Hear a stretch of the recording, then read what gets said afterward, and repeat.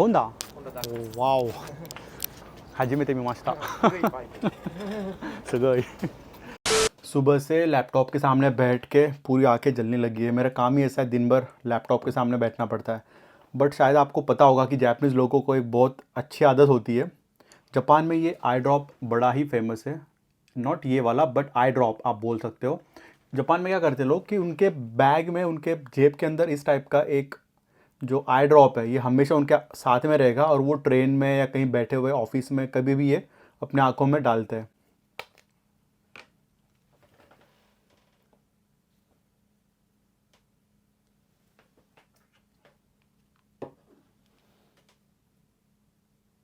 ये ड्रॉप आंखों में डालने के बाद में एकदम आंखें फ्रेश हो चुकी है, बड़ा ठंडा लगता है। तो ये कूल वाला है, इसको आंखों में डालते ही एकदम ऐसा लगता है कि आपके आंखों में आइस डाला किसी ने। और पिछले 7-8 साल से मुझे भी इसकी काफ़ी आदत लग चुकी है, तो हमेशा ये मेरे बैग में या फिर मेरे ऑफिस टेबल पे रहता है। काफ़ी लोग मेरे चैनल पे अभी नए हैं, उनको नहीं पता मैं क्या काम करता हूँ, क्या जॉब करता हूँ। जो लोग मुझे पहले से फॉलो करते हैं दे नो ऑलरेडी, बट जिन्होंने अभी रिसेंटली ज्वाइन किया है चैनल को, उनको मैं बता दूँ कि तो मैंने इंजीनियरिंग की है, बैचलर इन इंजीनियरिंग। उसके बाद में मैंने मास्टर्स किया है मैकेट्रॉनिक्स में। तो मैंने एक्चुअली पहले मैं आईटी में था, फिर मैंने थोड़ा उसको चेंज किया मैकेट्रॉनिक्स में, मैकेनिकल इलेक्ट्रॉनिक्स। और उसके बाद में फिर I got a job in Japan, और पिछले 8 साल से मैं जापान में जॉब कर रहा हूँ। और अभी रिसेंटली मैंने एमबीए भी स्टार्ट किया है मेरे करियर को थोड़ा और ग्रो करने के लिए, क्योंकि मुझे अभी लग रहा है कि मैं भी यहाँ पे काफ़ी अभी मेरे कंफर्ट जोन में आ चुका हूँ और आगे मेरा ग्रोथ थोड़ा रुक चुका है। तो मैं सोचा कि एमबीए करके थोड़ा आगे और चैलेंजेस लेते हैं। तो अभी मैंने रिसेंटली स्टार्ट किया है आईआईएम से एमबीए करना। और मुझे ये भी क्वेश्चंस आए हैं कि मेरी जापानीज़ लेवल कौन सी है, क्योंकि जापान में आपको पता है जापानीज़ की 5 लेवल होती है, N5 टू N1। तो जो N5 होती है वो बिगनर होती है, और जो N1 होती है वो नेटिव लेवल होती है। तो मेरी जो लेवल है एक्चुअली मैंने काफ़ी सालों से एग्ज़ाम दी नहीं है, बट जब लास्ट टाइम मैंने दी थी तब मैंने N3 क्लियर किया था। बट एक्चुअली बात ये है ना कि आप अगर जापान में रहते हो ना तो आपको ये लेवल की ज़रूरत नहीं पड़ती, बट आपको बस एंटर करने के लिए ज़रूरत पड़ती है। एक बार आप जापान में आ जाओ ना, तो आप इतना दिन भर 24 घंटे जापानीज़ सुनते हो, देखते हो, बोलते हो, तो आपको वो ऑटोमेटिकली आपकी लेवल जो है ना वो N2 N1 तक हो जाती है। एग्ज़ाम होती है बस आपको आपके सेटिस्फैक्शन के लिए या फिर किसी को बताने के लिए कि यार हाँ मेरा लेवल ये है। तो N3 के बाद में मैंने कोई एग्ज़ाम दी नहीं, बट अगर मैं अभी एग्ज़ाम दूँ तो शायद थोड़ी पढ़ाई करके मैं N2 या N1 क्लियर कर सकता हूँ।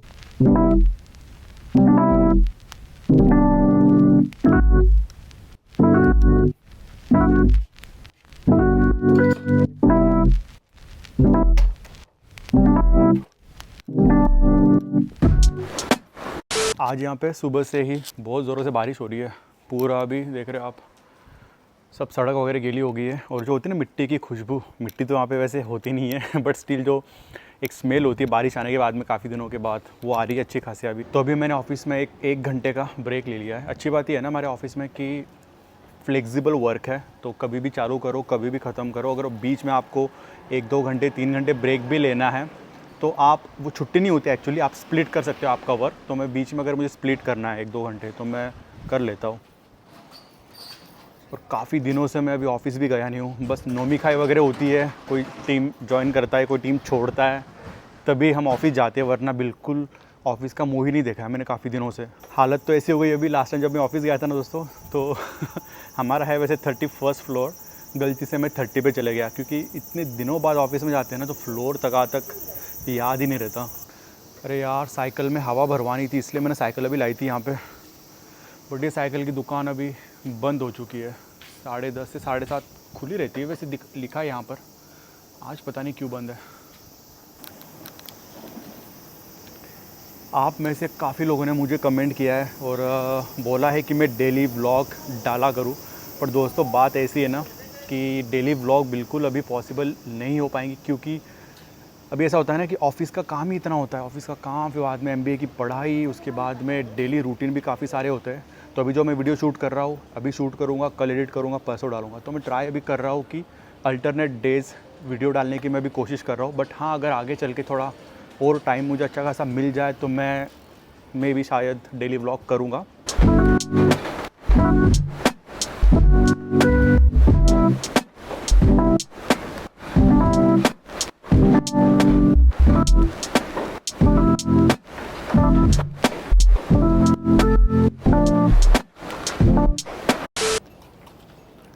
ये बंदे की गाड़ी देख लो कितनी सही है। Nice bike. Which bike is this? Honda. Oh, wow. Hajimete mimashita. Sugoi. Japan में आपको इतने यूनिक टाइप के बाइक्स यहाँ पे मिल जाएंगे ना। ट्रेन आ रही है। तो यहाँ पे वही ट्रेन आती है तो आपको रुक जाना पड़ता है। लग गया बैरिकेड यहाँ पर। जो आप देख रहे हो रेड साइन लेफ़्ट और राइट, इसका मतलब है कि इधर से एक ट्रेन आने वाली है और इधर से भी एक ट्रेन जाने वाली है। और अगर एक ही साइन अगर दिया है लेफ़्ट तो सिर्फ एक ही ट्रेन जाएंगी और ये खुल जाएगा।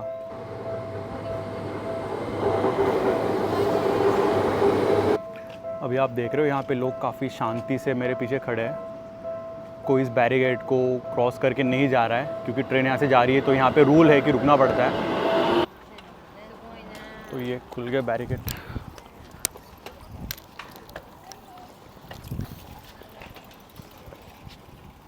तो जापान में यहाँ पर जो पुलिस के ड्रेस होते हैं ना वो होते हैं ब्लू कलर के।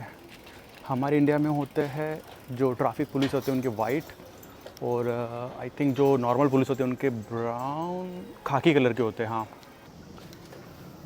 तो अभी मैं एक इस सुपर मार्केट में कुछ लेने के लिए, यूजुअली मैं जिम से आते वक्त आता हूँ, मेरे जिम के पास एक स्टोर है, और आज यहीं पे आ गया मैं मेरे घर के पास। ये थोड़ा महंगा है बट स्टिल मैं आपको थोड़ा दिखाता हूँ अंदर ये वाला स्टोर कैसा है। आप देख रहे हो अंदर आते ही यहाँ पर ये जो आप पत्थरों के ऊपर कुछ देख रहे हो पेपर, इसके अंदर है स्वीट पोटैटो, जो हमारा क्या बोलते हैं इसको हिंदी में, स्वीट पोटैटो हिंदी में पता नहीं, आप मुझे बताओ कमेंट करके। तो ये बेक किए हुए हैं स्टोन के ऊपर, तो और इसका एक का प्राइस है।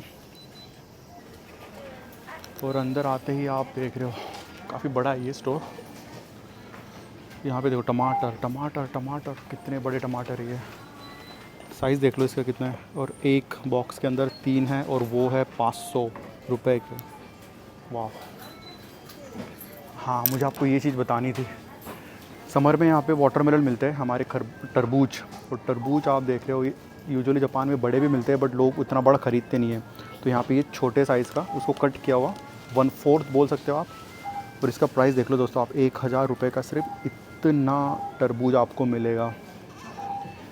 जब मैं इंडिया में रहता हूँ समर में तो यूजुअली मैं 1-2 तरबूज तो ऐसे ही 1-2 दिन में हम ख़त्म कर देते, कुछ 50-100 रुपये के मिलते हैं। यहाँ पे इतना छोटा तरबूज तो मैं तो खाता ही नहीं हूँ यहाँ पे तरबूज। जब वो थोड़े सस्ते हो जाते हैं, समर जब ख़त्म होने को आता है तब जाके मैं ख़रीदता हूँ। दोस्तों ये जो आप देख रहे हो ना, ये है जापानीज़ अचार। जैसे हमारे इंडिया में हम अचार खाते हैं, आम का अचार होता है, वैसे ही जापान में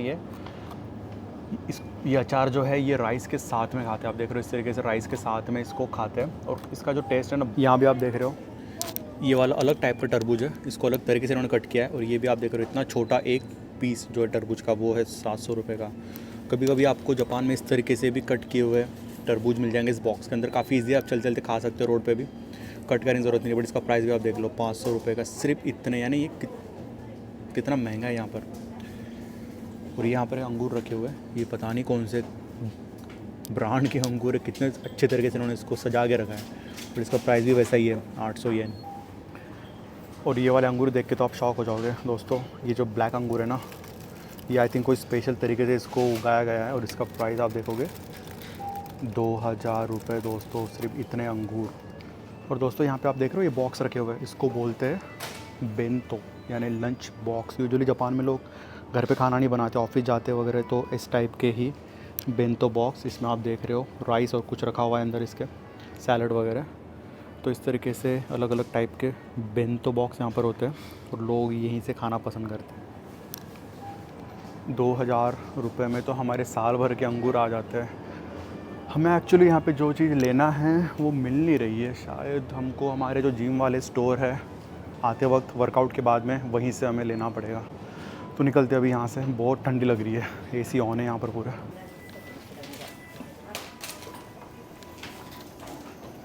अब ये जो स्टोर है ना, इसमें जो प्राइस है वो बहुत ज़्यादा है, क्योंकि यहाँ पे जो सब्जियाँ वगैरह जो भी प्रोडक्ट आते हैं ना वो फ्रेश आते हैं एकदम, तो थोड़े महंगे होते हैं। बट इसके जस्ट बगल में ही आपको एक स्टोर दिखाता हूँ मैं।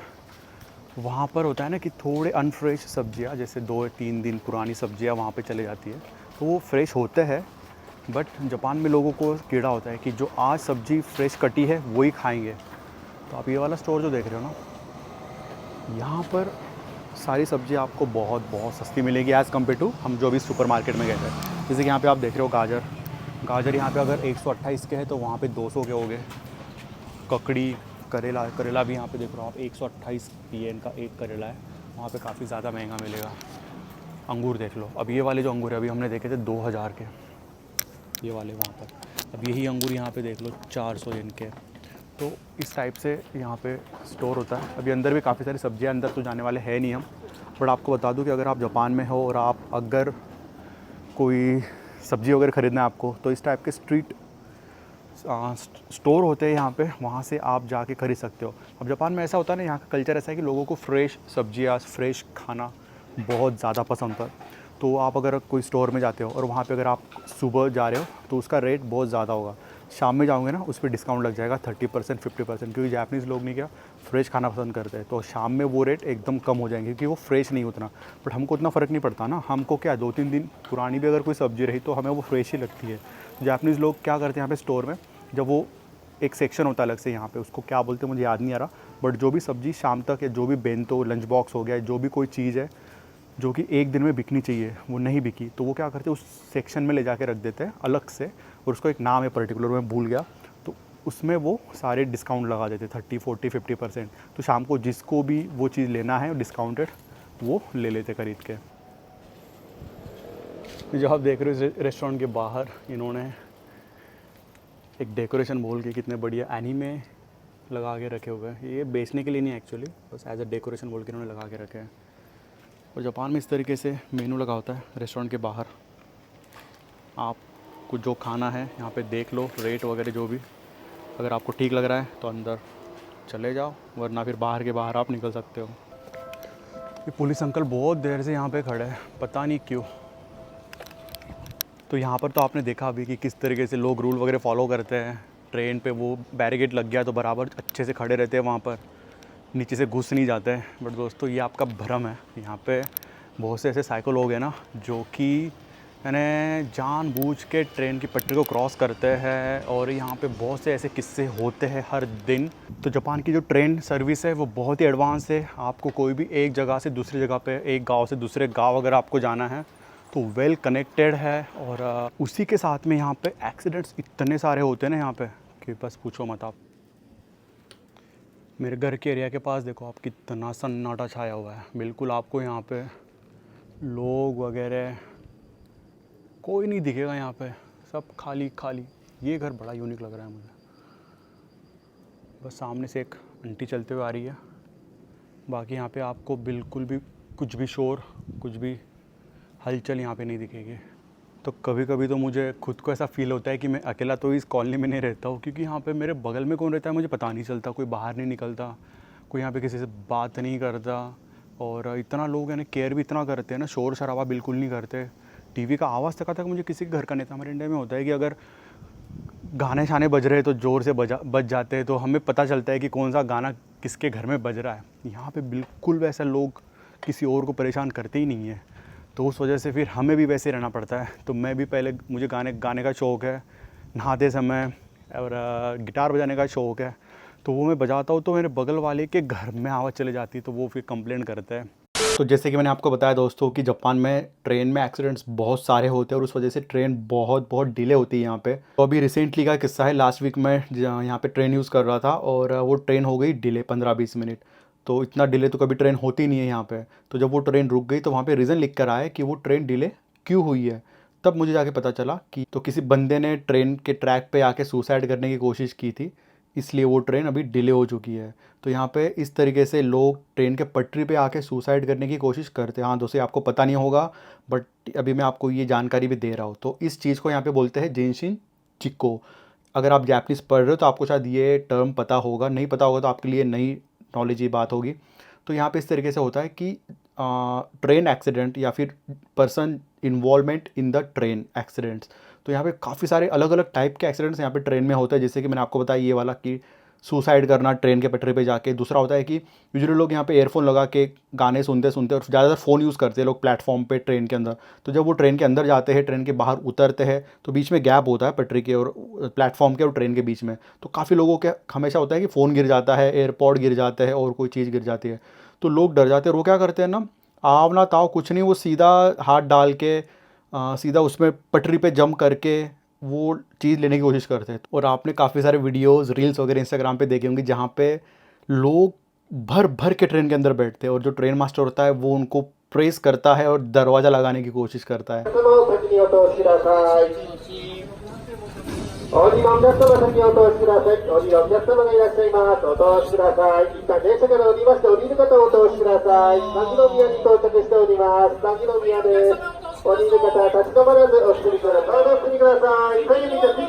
さい。次の電車、発車いたします。次の電車、お待ちください。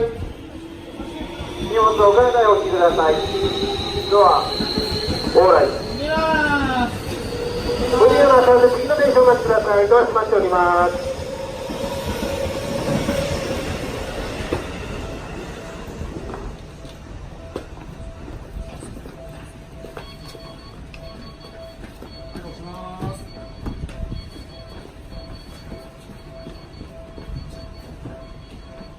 तो यहाँ पे ऐसे जो भी बिजी स्टेशन है वहाँ पे ऐसे किस्से ऑफिस आवर में बहुत देखने को मिलते हैं, क्योंकि यहाँ पे लोग ऑफिस में देरी से नहीं पहुँचना चाहते, तो उनको किसी भी हाल में वो ट्रेन लेना ही लेना है। फिर उनकी जान तक चले जाए उनको कोई परवाह नहीं है, वो ट्रेन उनको लेना ही होता है। तो फिर वो इस तरीके से ट्रेन में बैठने की कोशिश करते हैं और फिर एक्सीडेंट्स होने के चांसेस यहाँ पे काफ़ी बढ़ जाते हैं। अगर आपने मेरा पिछला वीडियो देखा होगा जिसमें मैंने आपको बताया कि एक बंदा पूरा टल्ली होके प्लेटफॉर्म पे ही सो गया, तो होश तो होता नहीं है, एक पीने के बाद में वो कहीं भी लेट जाते हैं। तो यहाँ पे बहुत से लोग ऐसे होते हैं कि वो तो भी अच्छी बात है कि वो प्लेटफॉर्म पे सो गया था, यहाँ पे बहुत से लोग ऐसे होते हैं कि वो टल्ली होके होता है और वो पटरी पे ही सो जाते हैं। तो इस तरीके से काफ़ी ड्रंक लोग जो होते हैं वो उनके भी इस तरीके से एक्सीडेंट्स होते हैं। और ना यहाँ पे हर स्टेशन पे या फिर जो प्लेटफॉर्म होते हैं या फिर जो आप रोड क्रॉस कर रहे हो वहाँ पे एक बटन होता है, इमरजेंसी बटन। अगर आप ऐसा कुछ किस्सा देख रहे हो कि जहाँ पे एक्सीडेंट हुआ है, लोग ट्रेन पे वो पटरी पे जाके बैठ चुके हैं या फिर इलीगली वो क्रॉस कर रहे हैं, तो आप तुरंत वो जो इमरजेंसी बटन होता है ना, आप जाके दबा सकते हो। और अभी जैसे हम अभी घर पर आ रहे थे तो मेरे घर के पास ही वहाँ पर वो ट्रेन आती जाती रहती है, तो वो बैरिकेड लग जाता है। तो अच्छी बात ये है कि ज़्यादातर लोग वहाँ पे रुकते हैं, रूल फॉलो करते हैं। बट काफ़ी साइको लोग ऐसे होते हैं जो कि आओ ताओ कुछ नहीं देखते, उसके नीचे से चले जाते हैं या फिर कहीं और से पास करने की कोशिश करते हैं उसको। तो वैसे भी यहाँ पे काफ़ी एक्सीडेंट्स होते हैं। तो जापान में अगर आप देखोगे तो ट्रेन में एक्सीडेंट्स यहाँ पे बहुत बहुत ज़्यादा होते हैं और उस वजह से यहाँ पे ट्रेन को होता है डिले। तो अभी तो मेरा वर्क फ्रॉम होम चल रहा है, ऑफिस जाने की ज़रूरत नहीं है। बट पहले जब मैं ऑफिस जाया करता था ना, तो सुबह 7-8 बजे मैं घर से निकलता था और सुबह काफ़ी ऐसे एक्सीडेंट्स होते थे और ट्रेन आधा आधा घंटा रुक जाती थी एक ही जगह पे। तो ऑफिस में तो लेट होते थे हम, तो रीज़न तो देना पड़ता था ऑफिस में कि भाई लेट क्यों है, क्योंकि अगर आप खुद के रीज़न से लेट हो रहे हो तो आपको वो 1 घंटे की 2 घंटे की छुट्टी लेना पड़ता था, आपके पैसे कट होते थे। बट यहाँ पे अच्छी बात पता है दोस्तों क्या है, अगर ट्रेन की वजह से हमको डिले हो रहा है ना, तो हमको क्या, हम जब बाहर निकलते रेलवे स्टेशन के प्लेटफॉर्म के बाहर निकलते तो आपको एक सर्टिफिकेट मिलेगा, वहीं पे रखा होता है और वहाँ पे स्टैम्प उसका उस रेलवे स्टेशन का स्टैम्प लगा होता है और वो आप सर्टिफिकेट आपके ऑफिस में आपके बॉस को दे सकते हो। तो उसका मतलब ये होता है कि डिले जो हुआ है वो आपकी वजह से नहीं हुआ है, वो ट्रेन की वजह से हुआ है। तो ये जो रिक्वेस्ट है आप कंसिडर करो, ताकि आपकी जो 1 या 2 घंटे जो आपको डिले हुआ है उसके आपके पैसे ना कटें। और दोस्तों दूसरी अच्छी बात ये है ना यहाँ पे ट्रेन वालों की, जापानीज़ ट्रेन की, कि अगर ट्रेन की वजह से आपको डिले हो रहा है और यहाँ पे होता है ना कि लास्ट ट्रेन होती है और लास्ट ट्रेन के बाद में यहाँ पे सारी ट्रेनें ट्रांसपोर्टेशन सारे बंद हो जाते हैं। तो अगर उस ट्रेन के वजह से आपकी लास्ट ट्रेन छूट चुकी है, तो जो ट्रेन है यहाँ की वो आपको फ्री आपके घर तक टैक्सी से या कैब का जो भी खर्चा लगेगा वो यहाँ पे देती है। अब आप बोलोगे कि यार कैब और टैक्सी तो काफ़ी सस्ती होती है, वो तो ऐसे ही आप खुद भी पैसे देके जा सकते हो। बट नहीं दोस्तों, जापान में जो टैक्सी है ना वो बहुत महंगी है। यहाँ पे कैब नहीं चलती, जैसे उबर ओला होता है वो यहाँ पे नहीं चलता। यहाँ पे बस जापानीज़ टैक्सी होती है और वो बहुत महंगी होती है। मुझे एक बार ही एक्सपीरियंस आया था, उसके बाद में मैंने कान पकड़ लिए कि जापान में कभी टैक्सी यूज़ नहीं करना है। मुझे उसका, अगर आपको मैं बताऊँ ना मेरा टैक्सी का बिल कितना आया है, तो आप शॉक हो जाओगे। 5-6 साल पुरानी बात है। घर आ रहा था मैं लेट नाइट थोड़ा और मेरी लास्ट ट्रेन छूट चुकी थी और मैंने टैक्सी के पैसे पे करे थे दोस्तों 25,000 येन, यानी वो करीब करीब कितने हो गए, 15 से 20,000 रुपये सिर्फ टैक्सी के दोस्तों। 20 मिनट में उसने मुझे घर पे पहुंचाया, बट उसने लिए थे 25,000 येन। उसके बाद में मैंने कभी भी टैक्सी नहीं ली है, कभी भी मैंने मेरी लास्ट ट्रेन मिस नहीं की है। तो चलिए दोस्तों, जो 1 घंटे का मैंने 1 घंटे की छुट्टी जो ली थी, स्प्लिट किया था वर्क, वो भी ख़त्म हो चुका है। फिर से अभी काम चालू करते हैं। 2-3 घंटे भी काम करूँगा, उसके बाद में फिर वर्कआउट करने भी जाना है और थोड़ा पढ़ाई भी करना है। 3 दिन बाद में मेरी एग्ज़ाम आने वाली है। और थैंक यू दोस्तों, काफ़ी लोगों ने मुझे कमेंट करके बताया कि पढ़ाई कैसी करनी है। तो चलिए दोस्तों, मिलते हैं अगले वीडियो में। Till then bye bye, take care.